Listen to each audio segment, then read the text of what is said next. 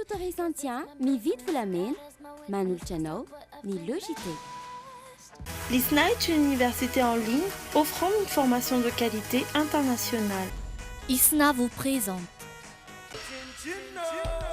Miavaka foana miaraka amin'ny Chin-Chin vaovao matsiro sy mikarepoka aok'izany. Chin-Chin fonosana vaovao manolotra anao ny Logité.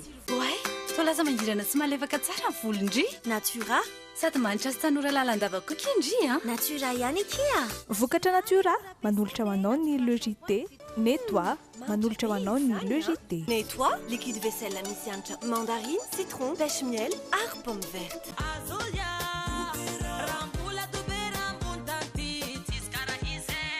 Azolia, lait de bera tsy misy karaha izy. Manolotra anao ny Logité. Telma, safidiko numéro 1 malagasy manolotra ho anao.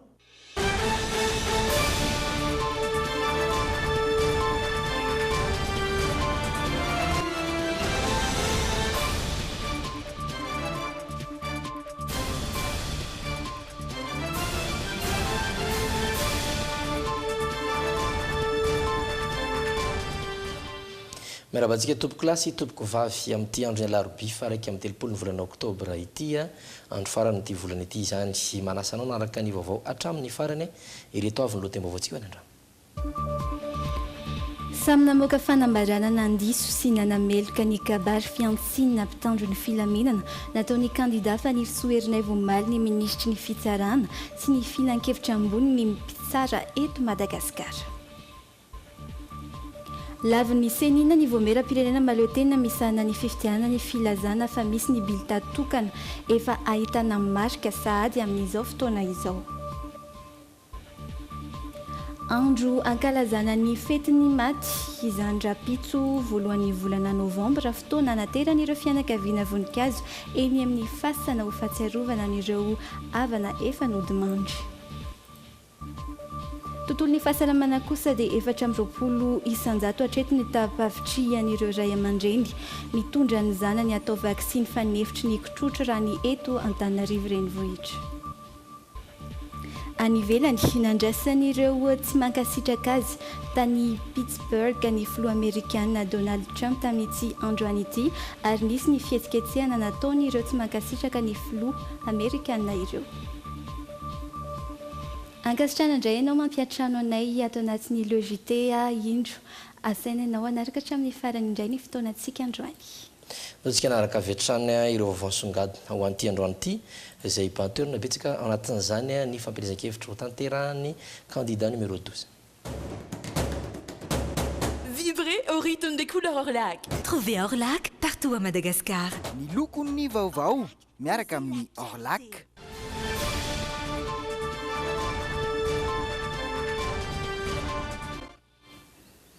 Nisantarany candidat numéro 12 ny fampielezan-kevitra tamin'ity androany ity ny tany Mertsiatosika mangamanga tanteraka ny sary niaraka tamin'ny vahoaka tany amin'ny distrika ny Arivomamo ny filoha Hery Rajaonarimampianina izay efa nitondra foto-drafitrasa maro indrindra ho an'ny fampiroboroboana ny fambolena ary mbola nampanantena ny anohy izany.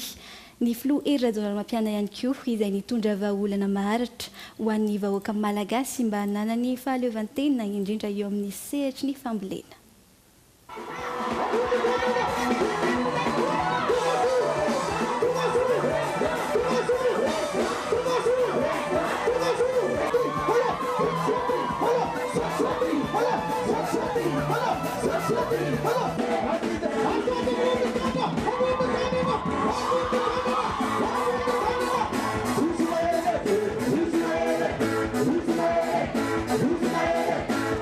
Nafanatanteraka ny fandraisan'ny vahoaka ny Mertsiatosika ny candidat numéro 12 tamin'ity alarobia ity.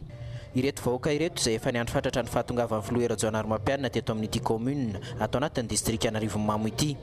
Ity faritra itasy ity izay efa nisitraka ireo foto-drafitrasa samihafa nandritra ny 4 taona sy 9 volana nitondrany. Indrindra ny teo amin'ny resaka fambolena sy ny famokarana, tohadrano, lakandrano, fanomezana masomboly sy fitaovam-pambolena isan-karazany. Samy efa nisitraka izany ireo mponina, manantena ny mbola azo sy hitondrana misimisy kokoa hatrany amin'ny 10 taona manaraka ihany koa izy ireo.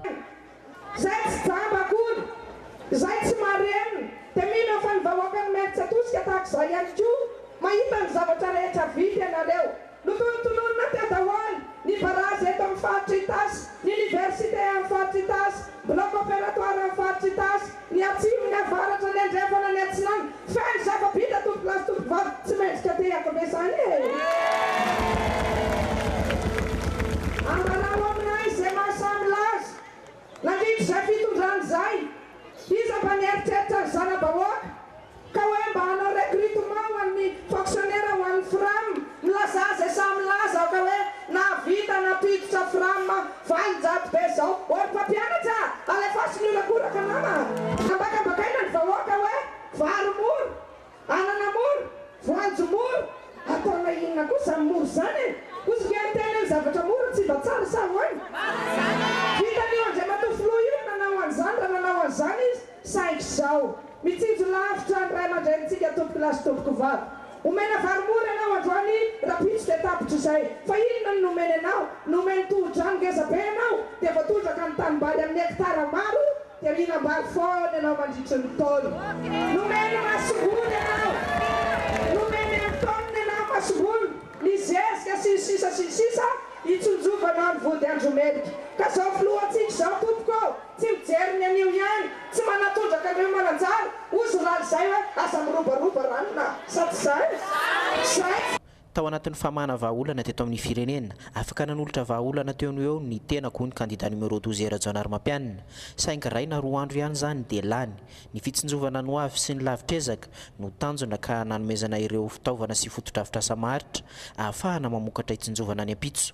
Ny tenany no nitondra ary mbola noho izany ka nanentana ny vahoaka ny Meritsy Atosika androtsaka ny numéro 12 amin'ny 7 novambra.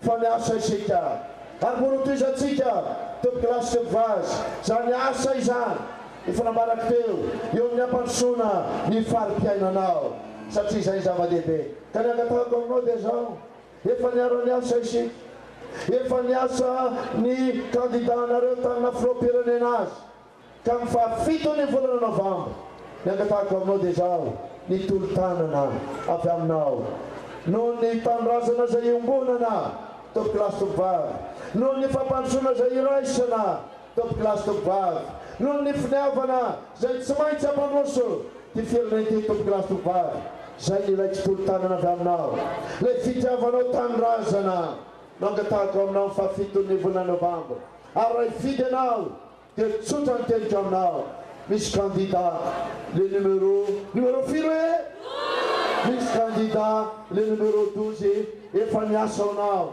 efa vonona niaro ny tompontso anao tamin'ny sehatra maro samihafa ary mbola vonona ny ano ny asa rehetra iaraka iazakazaka aminao makany elo izy tompoko lasy tompoko vavy fa tsy jery ny verina tsy verina na krizy intsony ny firenentsika satria tsy misy mahita tombony amin'izany. Tsy kobakambava no natao hoy ny candidat Rajaonary Mampianina teto. Tena niovy Meritsy Atosika tsy toy ny tamin'ny 10 taona lasa intsony izy. Efa tonga eto amin'ity commune ity ny fampandrosoana maritra. Vonona mbola hifanao fanamby amin'ny vahoaka ny filoha Rajaonary Mampianina anoho ny asa efa natomboka.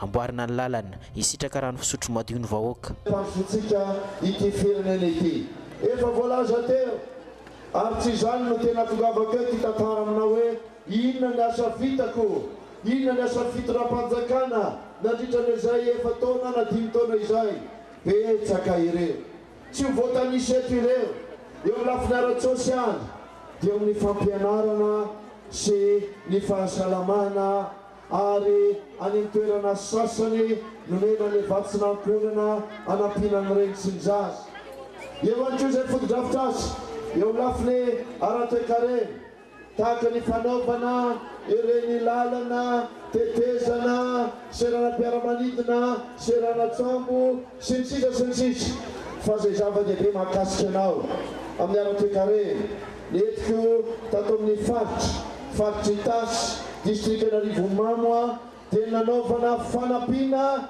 ny tatsa amin'ny alalan'ny barazy ny masimoly ny zezika ny karatany tena mpakany anaovana. Naneo ny fahavonona niaraka sy hanoana ny candidat numéro 12 Rajaonary Mampianina teto ireto vahoaka teto Meritsy Atosika ireto.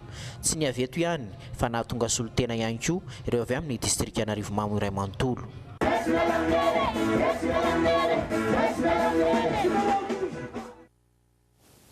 taoriny tsy dia ny candidat numéro 12 any Meritsiatosika dia nakany Miarinarivo izy.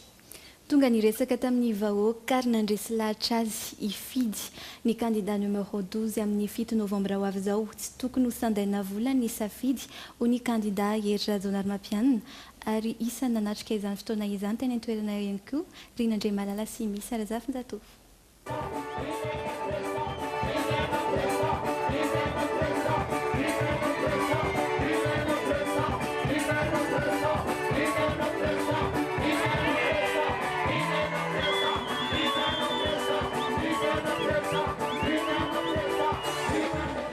Herinandro mialohan'ny fifidianana mbola maro ny fitetezam-paritra ataon'ny candidat Hery Rajaonarimampianina. Tonga teto Miarinarivo izy nitafa tamin'ny vahoaka marobe no namaly ny antsony ary nilaza ny fahavanonany anao ny valibabe aminy ny vahoaka miandrandra fisandratana sy fampandrosoana. Le tetikasa ohatra hoe fampianarana fa le fanampiana resaka famoronana asa ho an'ny tanora. Maresy lahatra amin'izany dia fomba fiasany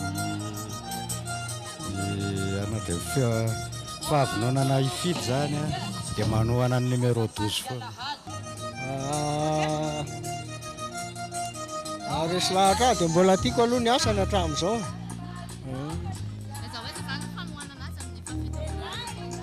Dia manainga amin'ny mpiarabelona sy ny mponina miaraka amiko fidy anazy. Zay moa zany avy any amin'ny faritra Manazary any commune Manazary ny zavatra nandresy lahatra zany dia mbo hoe ny zavatra efa vitiny zany tokony mba tohizana fa manjary manimba firenena zany le fiovaovana foana matetika ary zay anisan'ny nahapotika ny firenentsika ity dia zay anisan'ny nandresy lahatra. Ny fampandrosoana netiny dia ny teto tanàna Miarinarivo zao navidatsehana dia ny maresy lahatra na efa misy betsaka ny asa vitany.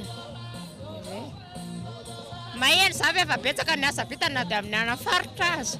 Fa izay mahasoa ataon'Andriamanitra ho an'ny Malagasy mba hiatana ho finaritra indrindra fa hiala amin'ny dalo. Sady olon-kely izy no manam-panahy satria raha mitoerana teto Madagasikara dia tsy mba anisan'ireo mpanohy herisetra ara-politika aloha ray. Dia anisan'ny maresy lahatra koa ny zava-bitany raha ohatra ny manodidina an'ity faritra Miarinarivo ity. Ohatra hoe zambarazina fandy zany nandritany taona 770 zany tsy pijery ary vita izy izao. Nambaran'ny solombavam-bahoaka lany taty an-toerana fa fitiavana no nanosika ireto vahoaka ireto ho tonga teto Akianja fa tsy nitaomina na novidiana vola. Izy no anisan'ny nitondra fampandrosoana be indrindra ho an'ny distrikan'ny Miarinarivo ka rariny raha anohana azy tsy misy fepetra ny ponina eto. Tsy olona nitaomina isika fa tonga no ny fitiavana ny fandrosoana, fitiavana ny andehanana any amin'izany atao hoe vokatra ho any amin'ny mipakany amin'ny vahoaka. Eo anatin'izay dia mbola misaotra fa andeha matovolò fa vita daholo ny zavatra nangatahanay teto. Misy ny eo am-pandovana dia ny lalana, misy ny tsena izay tenenindiamela teo.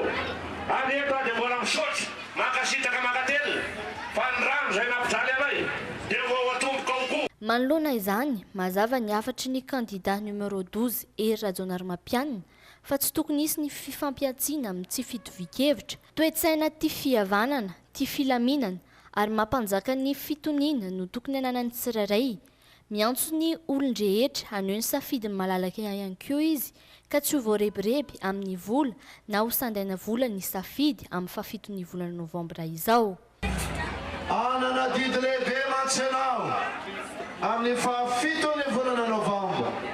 Anana ndrakitra lehibe matsenao amin'ny fafitony volana novambra. Ary zany antsoko anao anatanteraka izany adidinao izany. Tongava mifidy anao toa ny ao atsimo, ny ao avaratra, ny ao atsinanana, ny ao andrefana, ny namanao, fianakavinao, mpiara-miasa aminao, mpiara-mianatra aminao afaka mifidy toa mireny. Aza diso-hevitra ianao amin'ny kabarin'ny sasany mampanatenanao ny kintana sy ny volana eny an-danitra sy ny tsy tokony ho tanterana ary tsy ho vitany akory aza.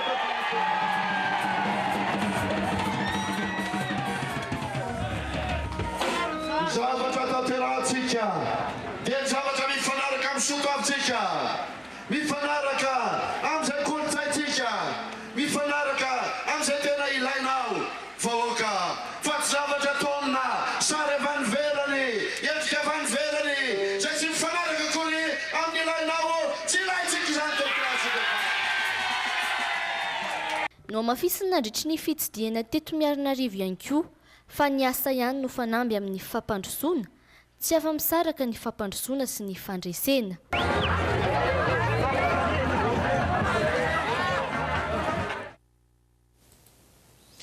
Zay no makasika an'ireny fa iverinetsika anaraka karazam-baovao maro samihafa ndray aoriana dokam-barotra ireto. Pejy politika hatrany no anomboantsika ity tapany faharoa ity isan'ny vaovao nisongadina ny zava-nisy tetsy amin'ny famorim-bahoaka ny tantenany ireo kandida miisa 20 manohitra ny fanantana fifidianana ary mangataka ny sokafany lisy mpifidianana indray. Izay araka mifantatra moa dia nisy kandida iray nanao kabary miendrika fiantsiana sy fanozonana mpitandro ny filaminana izany. Arahantsika ny toy ny androany. Ianareo mpitandro filaminan'ireo ekeko fa dia tena hoe baiko ny ianareo fa misaina ihany. Tena marina. Aisa moa nareo tsy vovonoan'ny olona.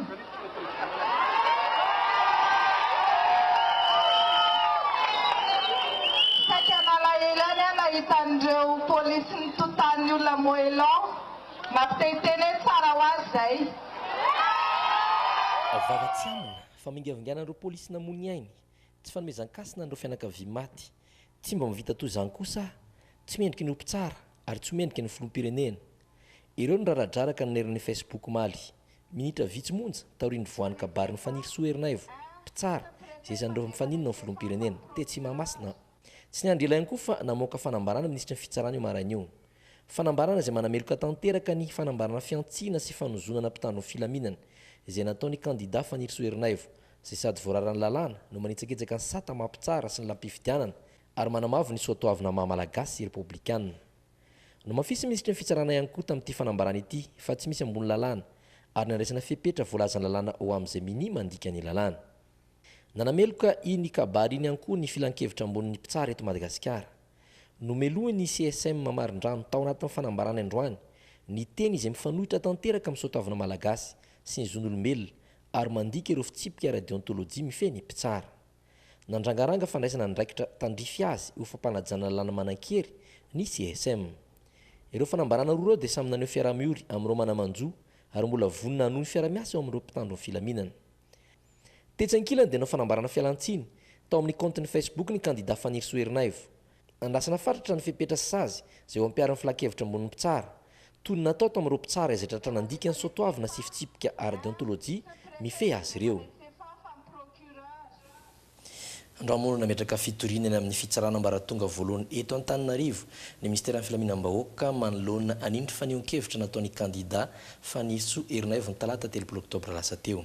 Raisin'ny polisy-pirenena ho fiantsiana hitarihana fanakorotanana eto amin'ny firenena ny nataon'io kandida io.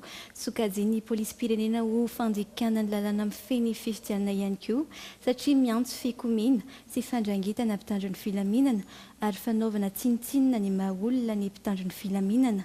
Misongadina ao anatin'ity fanambarana ity fa tsy natao hitafy valifaty ny polisy-pirenena fa mitandro mandrakariva ny filaminam-bahoaka ary taorian'ny herinandro fisaonana nataon'ireo polisy miisa 3 izay namoizana polisy miisa 3 moa dia efa nisy ny fitorinana petraka teny amin'ny fitsarana ho hiatrany ity fanambarana voaray androany hariva ity. Amin'ny vaovao ny fifidianana dia lavin'ny CENI ny filazana fa misy bileta tokana efa ahitana marika sahady. Sokajian'ny filohan'ny CENI ho fanosorapotaka ihany koa ny fanakianana tsy mitombina momba ny fanomanana ny fifidianana. Azo lazaina fa voafehy ara-teknika tsinina ny lisitry ny mpifidy amin'izao fotoana izao ho ny filohan'ny voameram-pirenena maleo tena misana ny fifidianana hatrany. Misy indrindra ny fanazavana nomeny androany mikasika izay ary mamitina izany Merci Rojo Ravaka sy Stéphane Rakotomalala.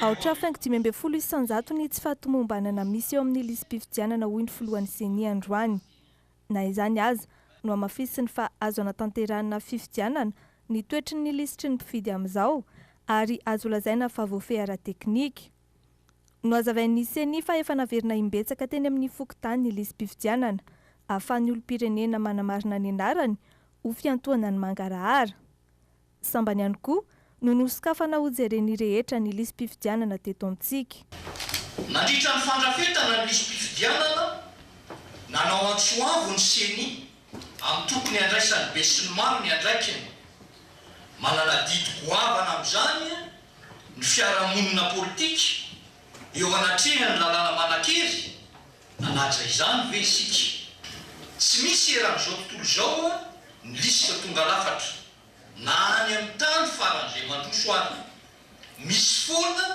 ny tany tsy fahatomombanana no zany ho zakaitsika ny tany tsy fahatomombanana ankehitriny ka iroso amin'ny fifidianantsika mba ho fanajana ireo lalàna manan-kery tsy azo arotsaka ao anaty vata fandatsaham-bato ny bily tatokana raha tsy voasonian'ny mpikambana roa amin'ny birao-pifidianana hoy ny seni nambara ihany koa fa tsy mitombona ny momba ireo bily tatokana voalaza fa efa voahisy marika meloa no amafisin'ny seni fa ahitana soratra hoe formation ireo ampiasaina amin'ny fitezana ny mpifidy hidy tanteraka ny bulletin izay ho ampiasaintsika amin'ny 7 novambra avy any Afrika Atsimo ka hatreo amin'ny bureau de vote na ny tenako izay président seni alany dia mbola tsy nandray tamin'izany misy famantarana manokana ireny bulletin reny mba ahafahantsika mahafantatra hoe iza ny marina ary iza ny tsy marina ka raha misy zavatra mampialy ahy dia ny tenako irery ihany za rery ihany mahafantatra iza ny marina ary iza ny diso milaza ny andrainy andraiky ny manoloana ny hotakotaka mifandray amin'ny fampelezan-kevitra ny seni ary miangavy ny mpisehatra politika ampisahatra ny fanodikodianana saim-bahoaka mampikorotana ny firenena misy ihany koa ny antsoavo an'ny rehetra mba ho tony ho tombotsoa ambony ny firenena mazava azy fefa mivonona amin'ireo fitaovana sy ny lafiny teknika eo amin'ny fanatanteran'ny fifidianana fiodinana voalohany ny seni Mandidina ny 4 alina ireo birao fifidianana manerana ny nosy ka oferana 700 ny mpifidy ho an'ny birao fifidianana iray ny andinindiny mahakasika izay ary hoentiny Rova Soandriampara sy Stefan Rakotomalala amintsika. Aneo ny voka-pifidianana ao anaty fangarana tanteraka ny tandron'ny seni Madagasikara. Noporifoina izy ireo amin'ny fampiasana fitaovana manaraka ny fenitra tokony ho izy. Ny bily tatokana izay tsy sokatra raha tsy amin'ny tatinandrom-pifidianana, ahitana marika tsy ahafahana misy loky ary ny fampiasana rafipaikona logiciel manokana hikarakarana ny voka-pifidianana mba ahafahana mahazo vokatra ekeny rehetra. Ilaina fantatry ny olona amin'ny tsipriany ny zotran'izany hoe traitement de résultat zany ary mba tsy isian'ny fisalasalana ny aya zay ny anaovan'ny seni zao mangarahara amin'ny fampahafantarana ny olona ny logiciel izay ahafahantsika mikarakara n'izany résultat zany miaingy avy any amin'ny birao-pifidianana ny résultat dia miditra ao anatin'ny makany amin'ny point de ramassage izay au niveau ny commune rehefa io point de ramassage io zany dia efa solitenany SRMV mpikambanao amin'ny SRMV no manao ny ramassage eo anivon'ny commune dia mitondra n'ilay pli makeny amin'ny siège ny sampana mpikirakira ny mpanisa sampana fanisambato eo anivon'ny district rehefa ao anaty tonga eo amin'ny district eo amin'ny SRMV ny résultat manana 10 andro ny SRMV manao ny traitement ny résultat isaka ao anatin'ny bureau de vote ao anatin'ny district dia rehefa vita le 10 andro mampiakatra ny asany ny SRMV misy zany ny pli makaty amin'ny seni misy ny pli makany amin'ny haute cour constitutionnelle misy ny pli makany amin'ny ministère ny intérieur. Fepetra maro no raisina ho iantrany ny seni mba ampirina sy ampangarana ny fifidianana. Ankoatra ireo nanamafy ihany koa izy ireo fa tsy azo ny mpifidy atao ny mitondra finday mandritra ny fotoana anefan'ny adidiny. Tsy mahazo mitondra telefôna miditra ao anatin'ny birao-pifidianana ho an'ny mpifidy dia rehefa raha toaka mitondra izy dia azona apetraka confieny eo amin'ny secrétariat zany to. Manodidina ny 4 ala ireo biro-pividianana manerana ny nosy, andray ireo mpifidy miisa 7 eto sy 7 tapitrisa mahery kely. Ireo biro izay hanomboka hisokatra amin'ny 9 maraina ny daty ny 7 novambra ary tsy katona raha tsy amin'ny 5 ariva raha araka ny voalazan'ny lalàna. 12 andro aorian'ny fandatsaham-bato no heverina fa hivoaka ny valim-pividianana vonjimaika ho amin'ny fividianana filoham-pirenena fihodinana voalohany. Anomboka ny 3 desambra ka hatramin'ny 17 desambra ho avy izao kosa ny fampielezan-kevitra ho an'ny fividianana fihodinana faharoa eto Madagasikara. Eo amin'ny pejim-baovao hafa tanteraka pejim-baovao sosialy andro tsy fiasana fandraisan-karama ny daty ny 2 novambra eto amintsika. Andro ankalazana ny fetiny maty araka izany ny rahampitso dia fotoana hanateran'ireo fianakaviana voninkazo eny amin'ny fasana ho fahatsiarovana n'ireo havana efa nodimandry sy nandeha ny tsenam-boninkazo araka ny mpivarotra izay tafaresaka tamin'ny fenoajariana sy kasambola manana tamin'ity androany ity. Asa manahoana ny rahampitso araka ity fanadiadiana ity. Ireo voninkazo vita amin'ny plastika no natokana ho ampiasaina rehefa fetiny maty toy izao raraka ny fanazavan'ireo mpivarotra voninkazo. Izany avokoa no namian'ny tsenam-boninkazo androany sady mikarakara ireo voninkazo ireo mpivarotra no mivarotra izany. Maro karazana izy ireo ary arakaraky ny habean'ny vidiny. Karazany loha betsaka, misy ny artificiel, misy ny naturel. Fa ny vidiny misy koadany misy kelikely 25, misy 50 le bebe. Be mpisafidy arakaraky ny olona ihany io fa majijinika aloha be mpividy. Hatramin'ny fotoana nandalovana teny an-toerana dia vitsy ireo olona tonga nividy voninkazo hoentina aterina eny amin'ny fasana rahampitso izay fetiny maty. Androany zao mbola vitsivitsy ny olona mividy. Fa hita hoe ohatrany tsy dia manam-bola angamba le olona dia ohatrany tsy dia mazoto amin'ilay fividianana an'ilay voninkazo. Misy ihany ireo tonga nividy voninkazo saingy tsy ho an'ny rahampitso fetiny maty akory no antony nividianana izany fa noho ny fahoriana mianjady amin'izy ireo. Ho an'ny finoana katolika kosa dia amin'ny 2 novambra no voatondro fetiny maty fa ny 2 novambra kosa dia natokana ho an'ireo olo-masina. Vaovany fahasalamana 420 isanjato hatretin'ny tapavitrian'ireo ray aman-dreny mitondra ny zanany atao vaksiny fa nefitry ny kitrotro ho an'eto Antananarivo. Tanjona ny ampiakatra izany ho 520 isanjato amin'ity taona ity ho an'ny renim-pianakaviana izay sendra ny mpiaritiana Razafindriamanana sy Kasambola manana androany dia tahotry ny aretina no manosika azy ireo hitondra ny zanany hanao vaksiny miaro amin'ny kitrotro. Mibotsibotsina ny tarehy sy ny vatana, mikohaka ary avy eo mafanafana. Ireo no fitrangany aretina kitrotro amin'ny olona iray. Tsy misy afa-tsy ny fanaovam-baksiny miaro amin'ny kitrotro irery ihany anefa no ahafahana miady amin'izany. Anisan'ireo resy lahatra ka nitondra ny zanany natao vaksiny fa nefitry ny kitrotro androany ireto renim-pianakaviana ireto. Vao maraina izy ireo dia nahafohy fotoana ny lahatra tety amin'ny toeram-pitsaboana fototra akaiky azy ireo. Le olona le zanako le namako vody naketo ry zareo dia niteny hoe maimai-poana ozy amin'ny fanonjomana an'ilay zaza. Le olona voale izy zaho mampatahotra anahy dia atahorako sao dia hifindra amin'ny zanako le izy dia izay mahatonga naketo. Dia nampatonga naharesy lahatra avokoa ny zanako ny soabavinay dia nakatia. 420 isanjato hatreto ny tapavitrian'ny olona nitondra ny zanany natao vaksiny miaro amin'ny kitrotro. Anisan'ny tsy mbola maharesy lahatra ny sasany ny fiheverana fa tsy mahafaty izany.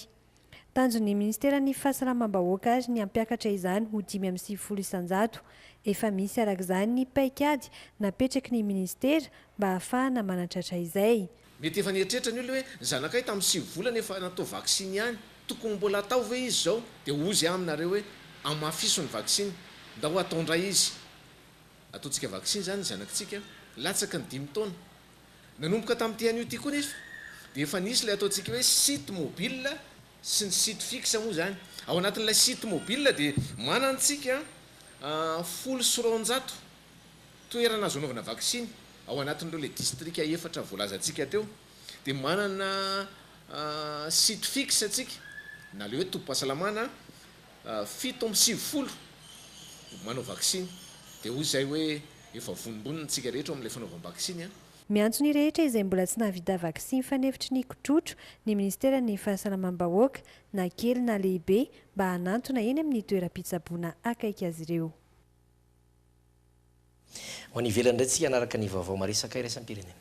Nandrasan'ireo tsy nankasitraka azy tany Pittsburgh ny filoha amerikanina Donald Trump tamin'ity androany ity mahery ny 5,1 ireo olona ireo ary nampisehoana izy ireo tamin'ny alalan'ny sora-baventy sy fankasitrahana ny filoha amerikanina sy fanakanana ny lalina nandalovan'ny filoha Donald Trump ny hetsika nentiny izy ireo tany antoerana.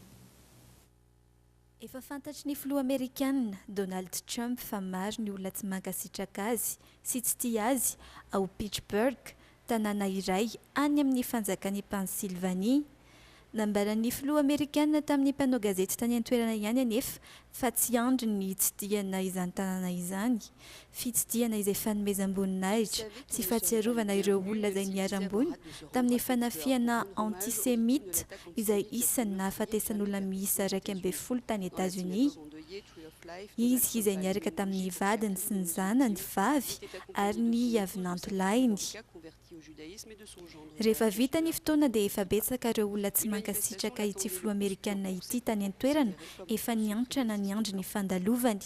Ny tenako dia tsy mankasitraka velivela ny Trump sy ny politika mpitondrany ary ireo mpiaradia aminy.